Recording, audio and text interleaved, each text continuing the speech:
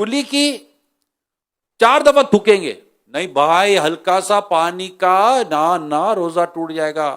اللہ کے منہ میں کلی ہے، 2-4 جھٹکے اندر دھکے مار دے گا قطرے وطرے، تو کس کو پتا بھائی کس سے بولنے کی ضرورت نہیں تھی. نہیں، روزہ ٹوٹ جائے گا. اچھی عادت ہے، یہ اچھا کام کر رہے کہ پانی نہ اندر جائے، روزہ نہ ٹوٹے. اگر پانی تو حلال تھا نا،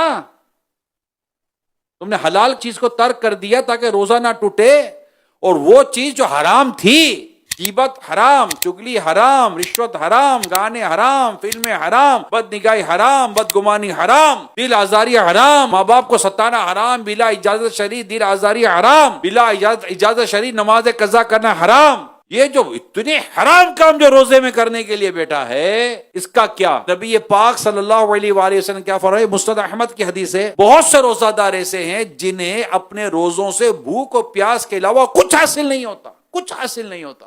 جو میں نے حدیث سنائی، اس کا ایک معنی یہ ہے کہ کوئی شخص روزہ رکھ کر حلال کھانے پینے اور جو مرد و عورت کے جو شوہر بیوی کے جو معاملات ہوتے ہیں اس سے تو خود کو بچائے، لیکن حرام دیکھنے، حرام بولنے، حرام سننے، حرام کام کرنے سے خود کو نہ بچائے.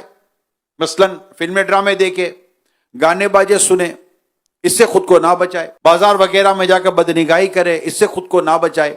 حرام بولنا، گالم گلوچ کرے، اس سے خود کو نہیں بچا رہا. جھوٹ بولنے سے خود کو نہیں بچا رہا. الزام تراشی کرنے سے خود کو نہیں بچا رہا. حرام کمانا، یوں کہ کاروبار میں جھوٹ، خیانت، ملاوٹ، دھوکے سے باز نہ آئے. یہ کرنے والے کو روزے میں بھوک اور پیاس کے سوا کچھ حاصل نہیں ہوتا.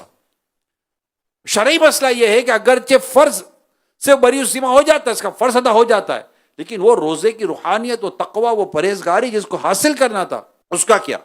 اللہ پاک کی رحمت ہے، اللہ نے روزہ رکھنے کی سعادت دی ہے. نماز پڑھے پابندی کے ساتھ، مسجد میں آئے بیٹھے. 1 مہینہ تو ہے یار، رمضان کے روزے فرض کیے گئے، 1 مہینہ ہی تو ہے. یوں آتا ہے، یوں نکل جاتا، پتہ بھی نہیں چلتا. اللہ پاک ہمارے حال پر رحم فرمائے اور ہمیں گناہ سے بچ کر روزہ رکھنے کی توفیق عطا فرمائے.